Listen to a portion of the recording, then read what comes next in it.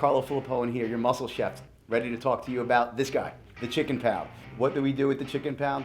We prepare grilled chicken in different flavors, 6 to be exact. If you're serious about bodybuilding and you meal prep, don't go anywhere else. This is the company for you.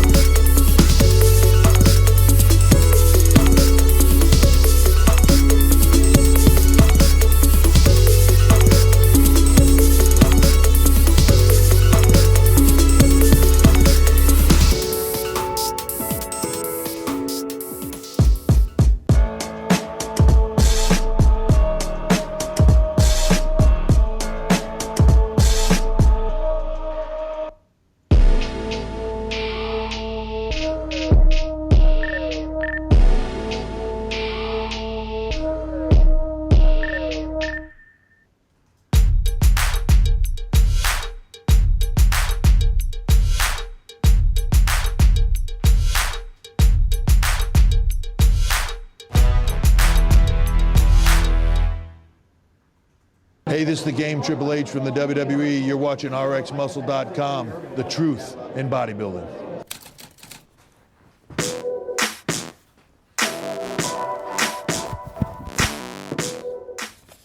RX Television on RxMuscle.com. This is Ask Dave, better known as hashtag Ask Dave, brought to you by Species Nutrition, Liquid Sunrays, Titan Medical, Tux Training and Fitness, and our newest sponsor, the Chicken Pound. As you saw their commercial spot just a few seconds ago. I'm your host, Sadiq Faruqi. This is your 30-minute question and answer show with Dave Palumbo. All your questions on diet, training, supplementation, IFBB, pros, competitions, whatever's on your mind, it is all on the table. Dave, we have a huge deal right now at speciesnutrition.com on cookies and cream, 44-serve cookies and cream isolates. So if you want to expand upon that, and I know you wanted to give a shout to our newest sponsor, the Chicken Pound. I'm afraid to tell people about the sale because I know I'm going to get yelled at, because by the time you put this show up tonight, we'll probably be sold out. But guys, we have this expiration date on this product is the end of August, so you get 2 months. We know the stuff is still good, but we can only sell it for 2 months. So I'm sure we'll be sold out by the end of today. Half price, guys, 50% off. I mean, I can't give it to you any cheaper without, losing money on it. So here's your chance. Cookies and cream, 44 serving. Pick it up now while it's still available at speciesnutrition.com. If you spend more than $100 on the website, you get free shipping. So it's probably in your best interest to do that, because these are heavy containers. But having said that, don't cry to me if they're all sold out. I had someone on our last sale, we did a really good Fiberlize sale. Someone bought 40 tubs of Fiberlize. I was like, that is a man after my own heart. Smart person. So here's your chance. The Chicken Pound, believe it or not, is our good friend Carlo Filippone. He's been sponsoring the site for many months, but you know what? He finally got the commercial done for us. So now we got him up. I love the Chicken Pound chicken. I can't even believe how good it tastes, considering it's only chicken with spices. Carlo knows the tricks, how to prepare chicken breast so that it's not dry, it doesn't taste like shoe leather, and you actually feel like you're cheating by eating this stuff. And everything in there is 100% healthy, no added sugars or anything like that. Check it out. There's different flavors. I happen to like them all. I've tried them all. Believe it or not, I'm very boring. I do the plain, and the plain tastes great. So the guy just knows how to cook. When you know how to cook, it's an easy thing. And the great thing about it is you can buy as many as you want. You buy it by the pound. I happen to buy, when I buy chicken, I buy it by, like 20, 30, 40 pounds of it. And the more you buy, the cheaper it gets. So check it out at thechickenpound.com. Let's go to the questions. The first 2 questions from the Dave Palumbo Experience app. Before I ask this first question, your producer, Dave, made sure that I mentioned that you have your cycles outlined in the app. Let's go to the question.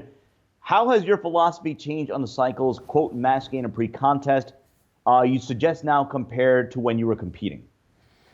My cycles are pretty much very similar to when I competed, especially toward the end of when I competed. You got to remember, when I first started competing in the early 90s, there was different drugs available. You know, we used Parabolin. There was no Trenbolone acetate. We used Parabolin, which is a long-acting Trenbolone ester.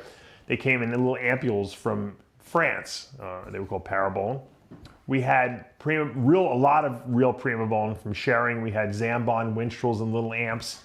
The testosterone, all the testosterone we got was from Oscar, you know, from that connection. It was all American-made 10cc bottles, you know, and so we all had, you know, testosterone. So everything was real. It was good quality. Now, you know, toward the end of my career, I was still getting real stuff, but it was a lot of Mexican stuff, which was real at the time. So it was a lot of equipoise, you know, there's still the testosterone, the Sustanon Redigex came from there. The Trenbolone acetate was always made by someone, but it was, you know, I always had a good person who made it. And so I used a lot more Trenbolone toward the end of my career. Matter of fact, believe it or not, the last 3 years of my career, I only used Trenbolone and testosterone. That was all I used. In the off season, I would use testosterone, and I would do a couple Trenbolone cycles in and out. And then, actually, that's not true. I also used equipoise.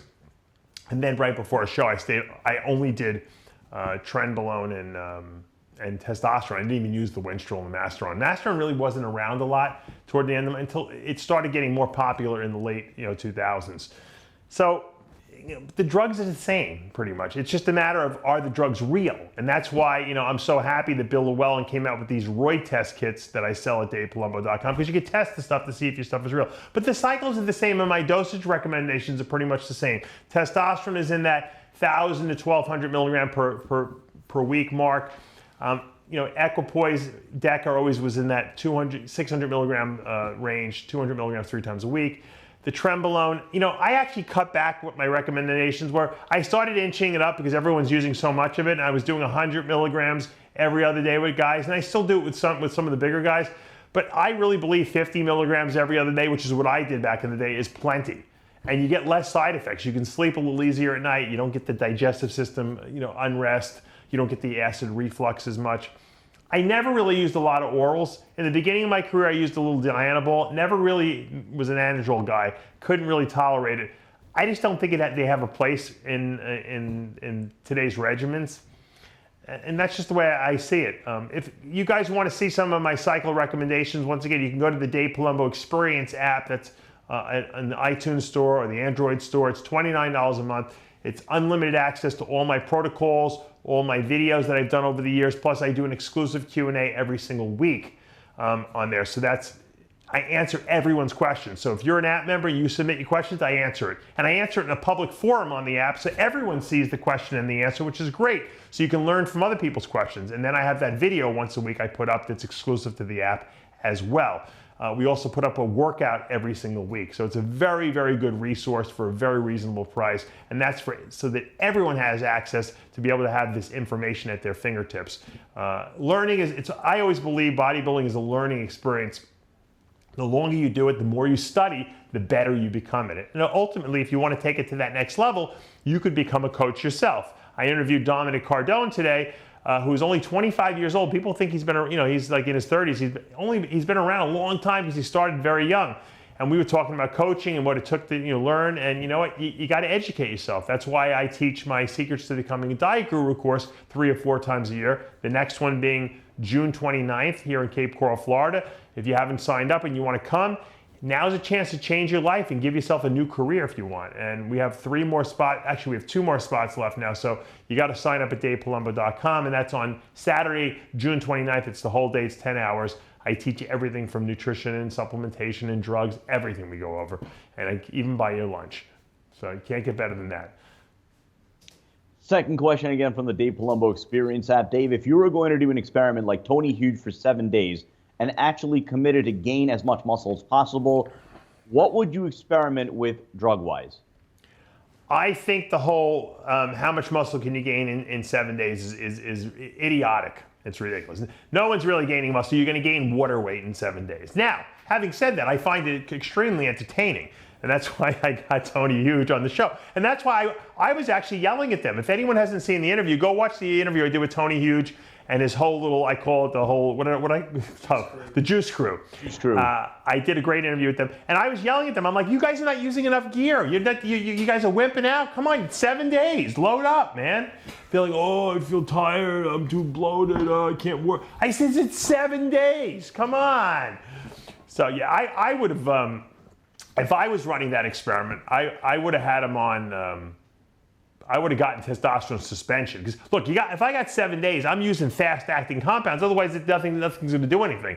You can pump 5,000 milligrams of testosterone into yourself. It's not going to hit you for 2 weeks. So if I'm doing 7 days, I'm doing a shot of test suspension every single day, maybe even twice a day of CC. I'm going to do like 50 milligrams of Winchell tabs. I'm going to do 30 to 50 milligrams of Dianabol per day, no anadrol, because then they won't be able to eat.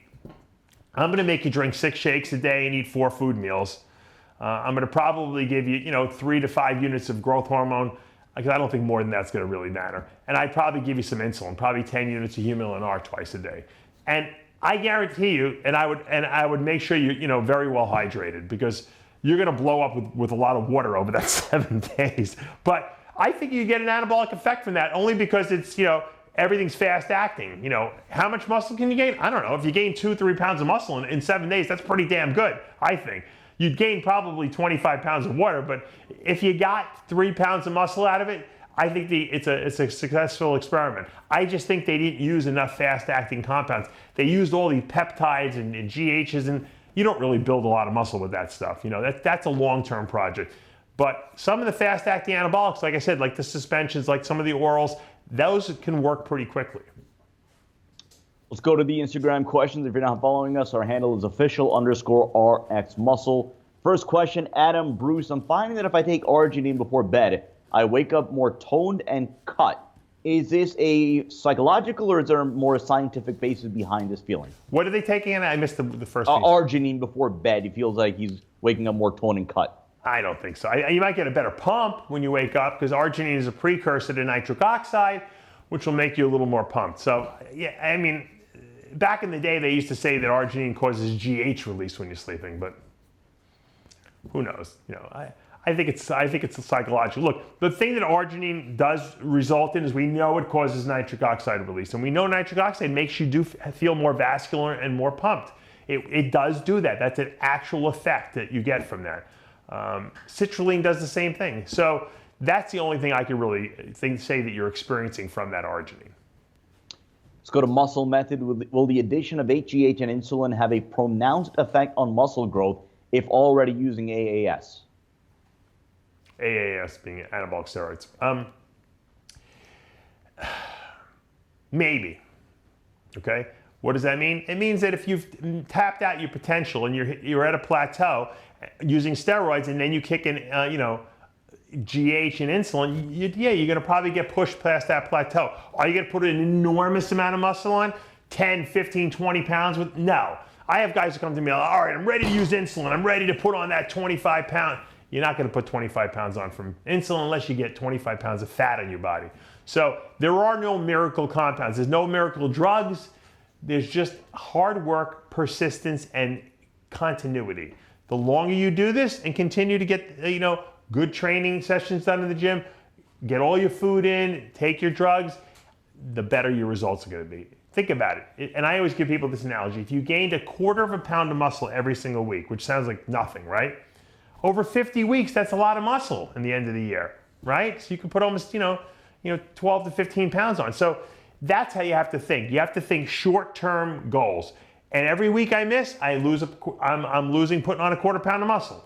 Now, of course, our bodies don't gain in a very precise manner like that, but if you average it out, let's say, you're gaining 10, 15 pounds a year, average it out over 50 weeks, that's what you have to shoot for every single week. And that's a reasonable goal. The problem is people want to see 2, 3, 4, 5 pounds of weight gain every week, or they think that they haven't accomplished anything. If you're gaining 5 pounds of weight a week, I can guarantee you that most of that is water. Let's go to Klaus Herbert. Dave, love the show. My question is there any specific reason why you're not back on TRT after already having you have a third kid on the way? If you do not desire any more kids, why don't you hop back on TRT and low-dose HGH for better quality of life, and even for your shoulder to heal up quicker? Well, my shoulder feels great, so that's good sign. If I go on HRT, first of all, I feel good on nothing right now. I feel light, I feel good. If I go on HRT, and my blood pressure is very controlled. If I go on HRT, I know what's going to happen. I'm going to put on muscle, okay, right away, especially if I train. And if I put muscle on, my blood pressure will probably go up. Maybe not, but it probably will, and because I'll be retaining a little bit of fluid. Same thing with GH. And I'm not trying to get back on stage again. I'm not trying to do anything. And my theory now is if I put more muscle on, I'm going to get stronger, and I'm going to train harder, and I'm going to wear my joints down faster. The new shoulders, which feel great right now, because they don't last forever. The more stress you put on them, the better. Now I am thinking about doing HRT just because I don't want to have any more kids. That might be a better reason to do it, because I'm afraid now once my wife gives birth, I'm going to get pregnant again, and then we're going to go have number 4 on the way, and that's going to be a little challenging. Now, I've thought about this also from the perspective of since I've been off anabolics for almost over 4 years now. I've noticed that when I went for my my cardiac CT scan with contrast, that my left ventricle has gotten smaller. So I've lost some. I had like a very thick left ventricle, as do most big bodybuilders, which can be detrimental. So but the weird thing is my ventricle size has gotten lower, but my cardiac output hasn't gotten better. So I don't know, my ejection fraction, although it's not low, it just hasn't gotten improved. So I don't know. I think that these cardiologists don't really know what's good and what's not. I always believed that an athletic heart, even though it's thicker in size and we think that the heart shouldn't be thick, is not necessarily bad for health, unless you have something wrong with your heart. Now, I found out, I think I've mentioned before, that I have an enlarged left ventricle, not a left ventricle, I have an enlarged aorta, the beginning part of my aorta, the annulus. And that ultimately, down the road, I might need to get it replaced. Why it's bigger, no one knows. I have none of the risk factors for it, other than maybe just bad luck. So also I don't know. So I don't know if the HRT would have any negative effect on that. Probably not. So to answer your question, I might go back on TRT after I have my next kid to prevent getting my wife pregnant again, because that seems to be a good fertility. But only knowing myself, I'll go back on, I'll get her pregnant anyway. So I'm not against it, like I said, but if I didn't feel good, if I felt tired all the time and I was getting sick all the time, I would absolutely be back on it. Flex Luther, when taking Anadrol, do you have to restrict sodium? Is it normal to get a bit of numbness in the hands on 50 mgs a day? I don't recommend ever, restricting sodium on it. If you have to restrict sodium because you're taking Anadrol, then you probably shouldn't be taking Anadrol, okay? If anything, GH is going to make you retain more water than Anadrol will, okay? When you restrict sodium in your diet, okay, what happens is your body thinks it doesn't have enough of the hormone aldosterone, and it produces way more of that. And aldosterone is a sodium and water retaining hormone. So what you're doing by not eating salt is making yourself even more salt sensitive. Because invariably you're going to go and have that cheat meal once a week that's going to have sodium in it, and you're going to retain everything because aldosterone is going to be through the roof. If you eat sodium on a regular basis, aldosterone goes down because your body senses it's got enough sodium, it doesn't need high aldosterone. So the biggest mistake people make is by restricting sodium. The only people who should be restricting sodium are people who have uncontrolled high blood pressure who are on prescription diuretics. Because the way the prescription diuretics work is they flush sodium out of the body, and thus water. If you're putting sodium back into your body, you're kind of working against what the diuretic is doing. Other blood pressure meds like ACE inhibitors or angiotensin receptor blockers, they don't work by manipulating electrolytes. They work by different mechanisms. So they'll still lower your blood pressure whether you're eating salt or not. And so you really shouldn't restrict sodium ever. If you're that water retentive from taking Anadrol, it's got to be from high estrogen conversion. Take an aromatase inhibitor. CD Pats, Dave, have you ever used Vanadyl Sulfate as an insulin mimicker? And if so, do you have any tips? I did back in the 90s when it first came out. I used it a lot, and it worked. And I'll tell you how I know it worked, because I took it once right before the gym with a meal, and I must have maybe not eaten enough, and in the gym my blood sugar dropped. I felt like I was going to pass out. I got that cold sweat. I was guzzling, ultra fuels and trying to get my blood sugar back up, which I probably overdid the carbs. The point is that it definitely drops your blood sugar. The problem I had with Vanadyl Sulfate was it was very unpredictable how much it would. In other words, you couldn't really measure a pill or 2 pills. How many units is it going to drop your blood sugar given how many carbs you have? You couldn't quantify it. So that's when I switched to insulin itself, and I started experimenting. I was one of the first few people to do that in '95 with using insulin to precisely make sure that you absorb all your glucose. And remember, I did this back before we bought glucometers. Glucometers were very expensive in the 90s. No one had one. So I was just going by how I felt. If my body looked too flat, because when I was taking GH and I didn't have a pump, and yet I was eating a lot of carbs, then I figured I wasn't absorbing all my glucose. So I took a certain dose of insulin, and I would play around with it. For me, 10 units in the morning of Humulin R and then 8 units 6 hours later seemed to work perfectly for me. Massage Gun 56, interesting one here. Dave, why did you say you would not take Big Ramy if he approached you for coaching? He is such a humble character and has even invited you to his home in Egypt. Do you really think he creates a drama, or is it the media outlets? I would definitely go fishing with Ramy if I had if my wife said, hey, you know what, go over to Egypt, go fishing, which she'll never do because we have a lot going on here, obviously with all the kids. But if she did, I would go fishing with Ramy and I'd hang out with him for a whole week, and I'd probably have a ball. And we talk everything, bodybuilding and fishing, and I'd probably be asking him way more fishing questions than he would be asking me bodybuilding questions. That's for sure. However, I don't want to do his diet because there's too many hands in the pot. When I do diets for people, I like to control all the variables. I don't want 15 people talking in his ear telling him, oh, this is not good, don't do this, don't do that, have this, change this.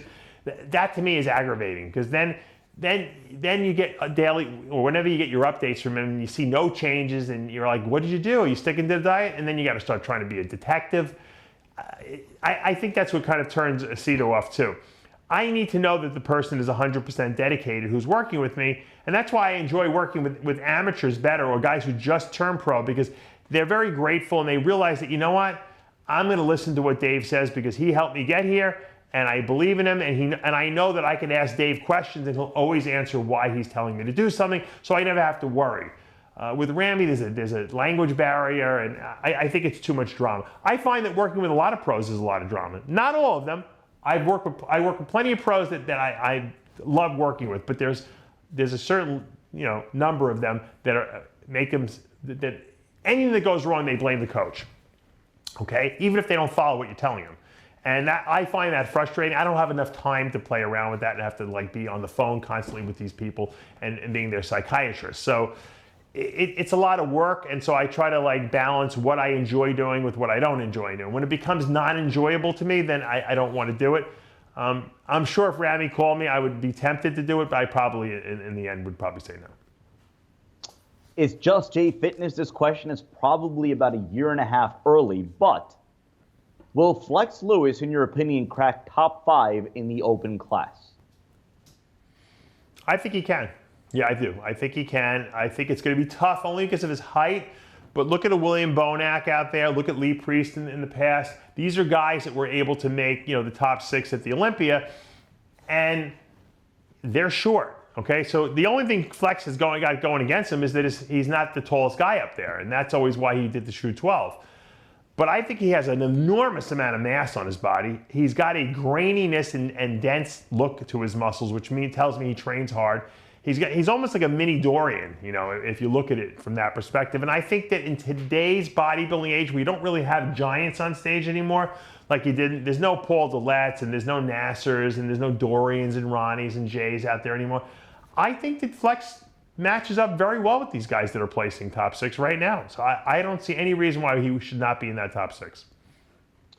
Long one, but a good one here by Sins on Fire. I know it's been talked about before, but can you explain again the difference between doing PCT and going down to an HRT dosage of test after a cycle, and how it relates to resensitizing your androgen receptors? It feels like to me that an actual HRT dosage that puts your testosterone levels within the natural range should amount to the same amount of rest for your receptors as coming off entirely, as your receptors will be subjected to the same amounts of stimulus either way. whether it be from an exogenous source or from your body's own production. Can you clear up why this is or is not the case?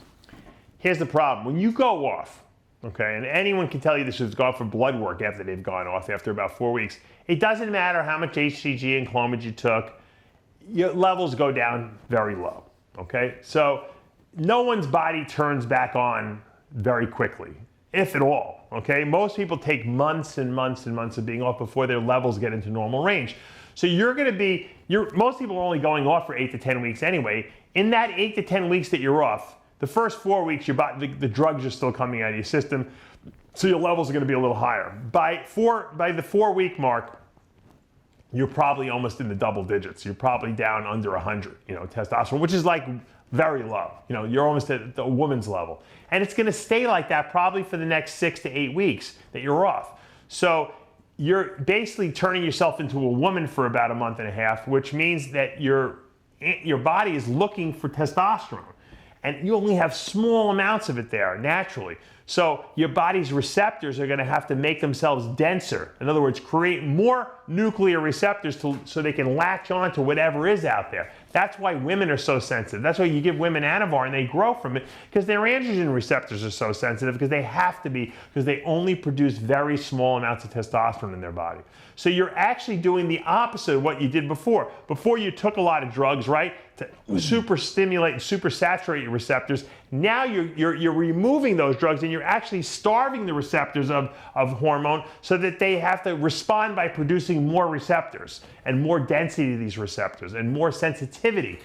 And when you do that, okay, and then you go back on a cycle after 8 to 10 weeks of being off, your body will respond better. If you go onto a hormone replacement dose, which is usually higher than what your body would naturally produce, not a lot higher, but a little higher, your receptors see what a normal man's body is producing, and it's not going to sensitize the receptors, and it's not going to create as many new receptors because it thinks everything's cool. Hey, we're good, And so what you're going to find is that, yeah, you're detoxifying your body, and you are resetting your receptors somewhat, but not as greatly as if you came off completely. Now, this is this is a weird way of thinking, because we were always taught we want to turn your body on as fast as possible so you don't lose muscle.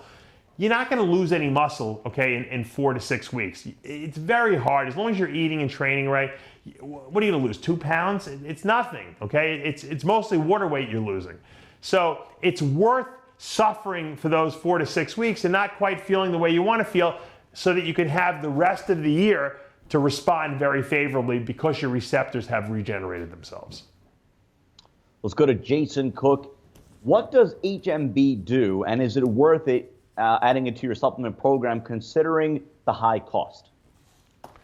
HMB, it was a metabolite of leucine. Leucine gets converted to alpha-ketoglutarate. For a while, they were selling alpha-ketoglutarate. Alpha-ketoglutarate converts to something else, which converts to beta-HMB. HMB is a metabolite of leucine, so we always feel that, that anything related to leucine has an effect on mTOR, which turns on the protein, repair machinery in the body.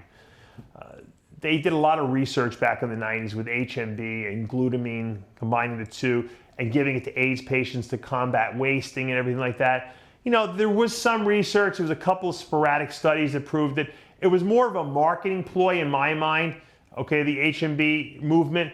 Matter of fact, Metrex even Dr. Conley had created a product, Metrex with HMB. It was in a black packet as opposed to a white packet. And I actually liked that one better, not because I thought it worked better, because it tasted better, but, and I was consuming 8 to 10 packets a day because I was getting it for free from them. And who knows? I don't think I got any benefit from all that HMB I was taking. But, we all said, it couldn't hurt, right? I don't think there's it is expensive, and I don't think the cost merits its use unless you have a lot of expendable income, okay? There's many more supplements you should be buying, like Fiberlize, a good multivitamin like V-Mineralize, an essential fatty acid supplement like Omegas. These are things you should be spending your money on first before you start using esoteric type stuff that's questionably works or doesn't work, okay? So we've got a couple of different questions I'm going to try to group together. One being, are there nutrition values different for cooked food versus uncooked food? Example, 8-ounce chicken is 40 grams of protein, 100 calories uncooked, once cooked is now 4 ounces.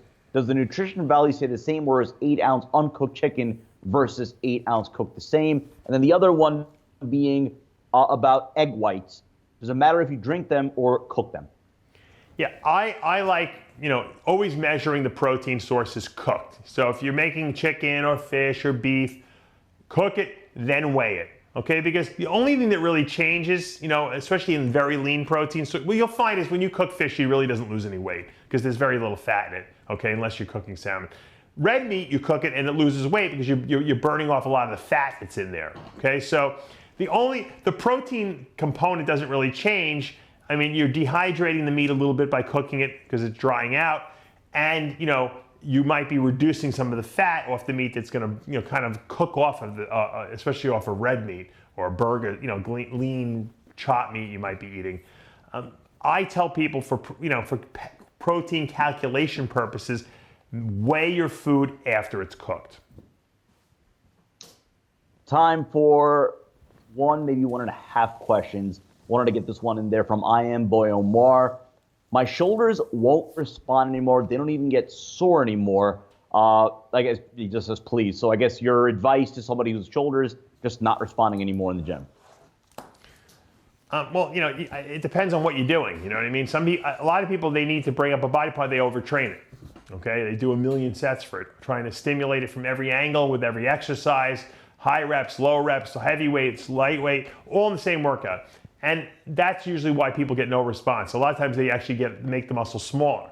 If you have a weak body part, train it less often and train it with less volume, higher intensity, heavier weights. Do an experiment. Go into the gym. Let's say you can bench press 225 for 10 reps, okay?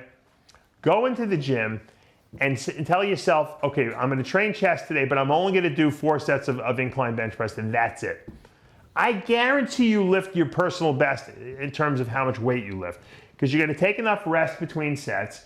You're going to really focus on those 4 sets as being the most important sets of your life, and you're going to get more benefit out of it because you're not going to overdo it. You're going to get full range of motion. You're not going to rest. You're going to rush it. You're going to get enough rest between sets, and you're going to give it 100%. Now, I'm not saying that's how you have to train, but what I'm saying is take away the volume a little bit more, give yourself more rest between workout days, and I think you'll find that you make improvements to weaker body parts. One last one from SBall95. Dave, what was your most embarrassing or awkward moment during your bodybuilding career? Oh, I don't know. That's a good question. Awkward, embarrassing? I don't know. I don't know if it was embarrassing because I don't think anyone knew it happened. But I was doing a guest posing once. I was doing a split in my routine, and there was oil on the floor, and I did the split, and I slipped, and I ripped a muscle in my groin area. It was brutal, and I had a guest pose the next 6 weekends in a row. I had to be in an airplane. My legs blew up. It was a nightmare. It was horrendous, but it was embarrassing that I slipped because I was in a lot of pain, but I got through the rest of the guest posing. That was the only injury I ever had on stage. I'm trying to think if I fell down once backstage. That might have been embarrassing. I'm very accident prone. I was always slipping. The backstage areas are very oily, the floor, and if you try to move too fast back there, you'll fall on your ass. And there's weights everywhere. You can hit your head on things. You got to be very careful. I'm sure I've fallen more than a couple times that I can't even remember. I also want to bring up one more thing. This is the season. My kids come home from school. They're always getting us sick, or they're always bringing home sicknesses. They get each other sick. My wife gets sick. She's pregnant. I have not gotten sick. And I'm going to tell you why. It's 2 reasons I think I don't get sick. And this is for the last 15, 20 years. I take a product called Juice Plus. I don't make it. I do have a link to it on my Palumbo.com website. But it's 8 servings of fruits and vegetables in 4 pills. It's just the extract. I think that is very instrumental. I also believe that the injectable glutathione that I'm using from TitanMedicalCenter.com is absolutely keeping me healthy. Because seriously, and I hate to admit this because I'm a big proponent of sleep, I probably sleep 4 to 5 hours a night, which is horrendously undersleeping. I'm a guy who was an 8 or 9 hour a day guy. When I put my son to sleep at 9 o'clock, I fall asleep in the bed before he does, usually for 45 minutes, and then I get up and then I go start answering emails. So I don't sleep a lot. And I'm telling you, this glutathione absolutely prevents me from getting sick. I feel healthier on it. And there's studies out there that show that actually taking glutathione increases sperm motility. And I think that's how I got my wife pregnant the third time, because I wasn't taking any fertility drugs. So if your sperm is swimming better and stronger, think about what it's doing to the rest of your body, okay? And Robbie Robinson, who's what, 100 years, no, he's not 100 years old, but he's in his 70s now. He looks great. He lived his whole life with sickle cell anemia. He's a huge believer in injectable glutathione. He believes it's the fountain of youth. I agree with him. I think that injectable glutathione is the future of longevity. It's the best. Put it this way, I think it's better. I feel better taking an injectable glutathione than I do GH. Maybe my muscles don't recover as faster, but my health is better on that with the glutathione. And you guys can pick that up too. If you go to TitanMedicalCenter.com, you can call them up from the website. You tell them RxMuscle Dave Palumbo sent you. They're going to give you a great big discount. If you have some expendable income and you want to, be healthier and feel good, I'm telling you, the injectable glutathione is absolutely worth it. And that's my rant for Ask Dave today. That's going to do for this episode of Ask Dave. A reminder right now at SpecyNutrition.com, we're going to have the link below in the description. Half price! You said it. Cookies and cream, 44-serve cookies and cream isolized for $44.99. Good while supplies last. Link is below in the description. For Tyler Shore and Dave Palumbo, I'm Sadiq Faruqi. We'll see you next time.